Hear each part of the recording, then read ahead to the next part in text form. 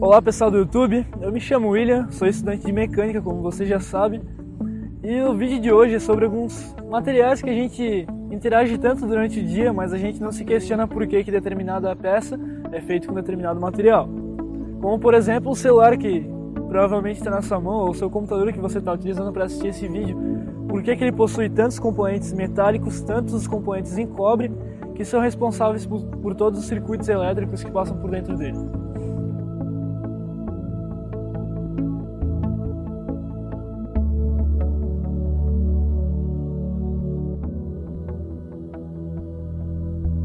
Eu sempre fui uma pessoa que eu nunca me questionei por que tantos materiais são utilizados para tantas tarefas e a aplicação de cada material em determinada tarefa, em determinada situação. Então vamos lá, por exemplo, o lugar aqui que eu estou está passando vários carros e vamos pensar por que um carro ele tem tantas peças de aço. E se a gente raciocinar um pouco melhor e entrar um pouco mais nesse assunto, por que o aço da lataria é diferente do aço do motor? Por que o aço do motor é diferente do aço da roda? E por que possui componentes de vidro e não de aço? São questionamentos que a gente pode ter e assim aprender novas coisas e novos materiais que são responsáveis por várias tarefas no dia a dia. No vídeo de hoje eu não quero falar propriamente de mecânica, mas eu quero que vocês pensem sobre os materiais que estão ao seu redor, onde você está agora e por que esses materiais estão aí. Na nossa casa, geralmente, ela é feita de material concreto, as portas de madeira, as janelas de vidro. E por que é utilizado madeira? Por que não é utilizado aço? Por que é utilizado muitas vezes o alumínio no lugar do aço? Então, vamos usar como, por exemplo, agora a indústria alimentícia. Na indústria alimentícia a gente encontra máquinas fabricadas em aço inoxidável. E esse aço inoxidável, como o próprio nome já diz, é um aço que não sofre oxidação. Então, ele não chega a enferrujar como o aço ao carbono. Por quê? Por causa que dentro do aço ao carbono a gente encontra alguns outros materiais que são responsáveis por essa contaminação. Então o aço, quando ele entra em contato com o oxigênio, ele passa a oxidar e passa a enferrujar, né? É uma coisa que não acontece com os produtos feitos em aço inoxidável. Então o aço, que é um material que está muito presente no nosso dia a dia e principalmente na mecânica, é uma liga de ferro e carbono. E nessa liga de ferro e carbono a gente tem vários percentuais, tanto de ferro como percentuais de carbono, como outros materiais que podem ser contaminantes ou podem servir para fazer uma certa liga que dê muito mais resistência do que apenas o aço ao carbono, que é o ferro e carbono. Então esse percentual geralmente varia o percentual de carbono. Para a gente chamar de aço, o aço ele começa em 0,08% de carbono e vai até 2,11% de carbono. Daí, desse primeiro número inicial até esse número final, ele é classificado como um aço.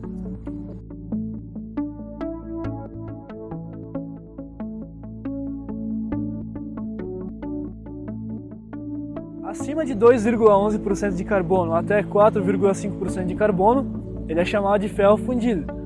E por que ele é chamado de ferro fundido? Pela quantidade de carbono. E dessa forma, o ferro fundido, como vocês já perceberam por esses números que eu falei, esses percentuais, o ferro fundido tem muito mais carbono do que o aço. Os aços se classificam por baixo, médio e alto teor de carbono. A gente não vai entrar muito nesse quesito do aço, falar sobre as classificações dos aços, mas eu quero explicar de forma muito breve para vocês. Os aços, assim como todos os materiais, possuem várias ligas e vários outros materiais que são inclusos para formar ligas, né? E ficar muito mais resistente a determinada tarefa e muito mais utilizado, né, para várias áreas. E como eu já falei que o aço carbono ele enferruja, como é que a gente pode impedir essa oxidação e essa ferrugem?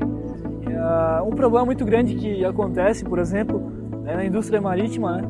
Quando em navios, por exemplo, como ele tem contato diretamente com a água salgada do mar, a oxidação acontece de forma muito mais rápida. Então a pintura de navios, etc., é muito mais resistente do que uma pintura de carro.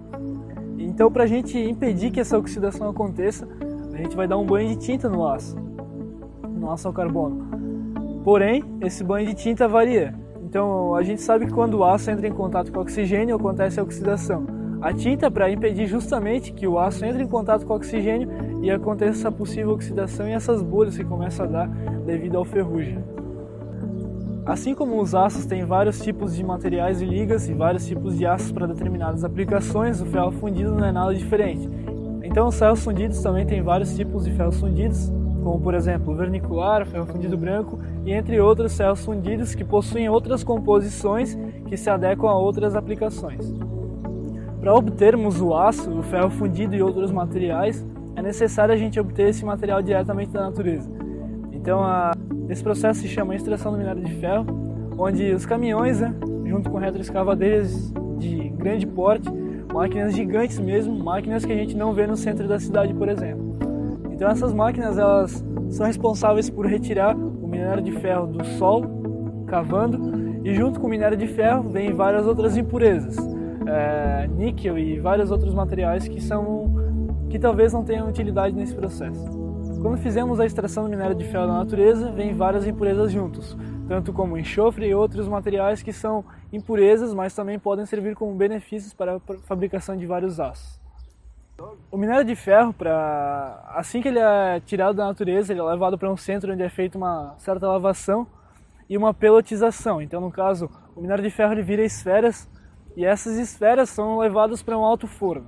Um alto forno não é igual a um forno que a gente encontra dentro de casa. Um alto forno é um forno gigante que ultrapassa 50 metros de altura e beira os 100 metros de altura. Então é um forno muito alto, cilíndrico, e assim a gente consegue jogar lá dentro, na ponta do forno, jogar 3 materiais que são essenciais para a gente obter o ferro gusa, que é a matéria-prima para a fabricação de todos os tipos de aço.